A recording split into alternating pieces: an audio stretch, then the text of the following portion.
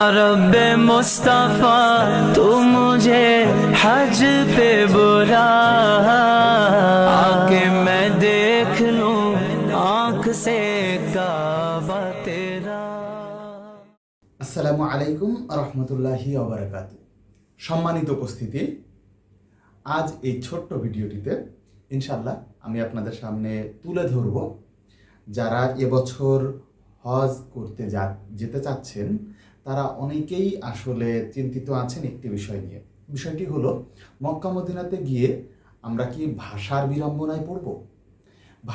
ভাষার বিড়ম্বনা বলতে বোঝাচ্ছি যে আমাদের চিন্তায় থাকে মক্কা মদিনা মানেই তো আসলে আরবি ভাষায় কথা বলছে, তাহলে সেক্ষেত্রে গিয়ে আমরা যদি পথ হারিয়ে যাই অথবা যদি কোনো দোকানে যাই বা কোনো কিছু কেনাকাটা করতে যাই তাহলে কি আমাদের আরবি ভাষায় কথা বলতে হবে? এছাড়া কি আমরা যদি এদিকে ওদিকে কোথাও হারিয়ে যাই তাহলে কি আমরা ভাষার যে ডাইভার্সিটি থাকে সেখানে কি আমাদের আসলে ইংরেজিও হয়তো বা কথোপকথনে আমরা শুদ্ধভাবে বলতে পারি না বা কমিউনিকেট করতে পারি না, আমাদের কোনো সমস্যা হবে কি হবে না? তো মূলত বিষয়টি হচ্ছে মক্কাতে এবং মদিনাতে দুইটা জায়গায় অধিকাংশ যে আমরা জায়গাগুলোতে আমাদের হোটেলগুলো হয়ে থাকে, হিজরা রোড বলেন অথবা খলিলা ইব্রাহিম রোড বলেন, আখের রসের গলি বলেন, এই ধরনের যে জায়গাগুলোতেই মূলত হচ্ছে বাঙালি অধ্যুষিত যে হোটেলগুলো থাকে, এই হোটেলগুলো হয়ে থাকে কবুতর চত্বরের আশেপাশে মক্কাতে। এবং মদিনাতে যে বেলাল মসজিদ অথবা হচ্ছে যে তাইয়েবা মার্কেটের আশেপাশ দিয়ে যে মার্কেটের আশেপাশ দিয়ে যে হোটেলগুলো হয়ে থাকে, ম্যাক্সিমাম হোটেলগুলোতেই আসলে বাংলা অধিষ্ঠিত যে চিটাগাংবাসীদেরই মূলত আধিক্য আমরা দেখেছি। এবং সেখানে অধিকাংশ জায়গাতেই আপনি যে দেখবেন যে আপনি যখন পাস হচ্ছেন আপনাকে ডাকবে বদ্দা ও বদ্দা, এভাবে করে তারা ডাকতে থাকে। চিটাগাংয়ের একটি একদম আঞ্চলিক একটা ল্যাঙ্গুয়েজেই আপনি আসলে একটা কমন ডাক পাবেন এবং দেখবেন যে একদম ফ্লুয়েন্টলি বাংলাতেই আপনাদের সাথে কথা বলছে। এবং আমরা যে চিন্তাটা করে থাকি যে গাড়িতে উঠতে গেলে এবং আশেপাশে আপনি অসংখ্য বাঙালি পাবেন, ফলে সেক্ষেত্রে আপনার এই সমস্যাটা বা এই দুশ্চিন্তা করার খুব বেশি কারণ নাই যে বাঙালি আমরা সেক্ষেত্রে ইংরেজি বা আরবি না জানার জন্য আমাদের কমিউনিকেশনে কোনো সমস্যা হবে কিনা।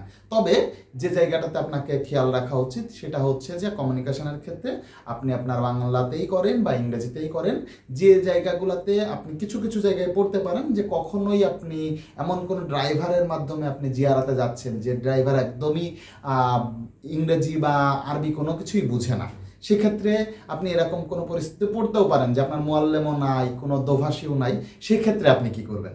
তো ভাষার বিড়ম্বনার ক্ষেত্রে এই ক্ষেত্রে আমরা যেটার জন্য আগে থেকেই প্র্যাকটিস করব সেটা হলো যে আপনার গুগলের যে ট্রান্সলেটরটা আছে বা যে কোনো প্ল্যাটফর্মেরই যে ট্রান্সলেটর অ্যাপসটা আছে এইটার ব্যবহারটা আমরা শিখে নিব, যাতে করে যদি কোনো দোভাষীও নাও থাকে তাহলে অন্য কেউ যদি ফ্রেঞ্চ হোক অথবা আরবি হোক যে কোনো ভাষায় কথা বললে আপনি জাস্ট সেটা রেকর্ড করবেন, রেকর্ড করলে সেটা আপনার বাংলা ভাষায় ট্রান্সলেট হয়ে আপনি সেটা শুনতে পারবেন। আবার আপনি যখন বাংলা ভাষায় কোনো কথা বলছেন সেটা তার ভাষায় ট্রান্সলেট হয়ে তাকে আপনি আবার শোনাতে পারবেন। এভাবে করে কিন্তু করা যায় এবং যে জিনিসটার জন্য আসলে আমাদের হয়তো বা এটা কখনো আমরা এর আগে কখনো প্র্যাকটিস করি না, ফলে এই ট্রান্সলেটর অ্যাপসগুলার যে ব্যবহারটা এটা ইনশাল্লাহ আপনি যদি শিখে যেয়ে থাকেন তাহলে এই ধরনের বিরূপ পরিস্থিতিতেও ইনশাল্লাহ আপনি কাটিয়ে উঠতে পারবেন।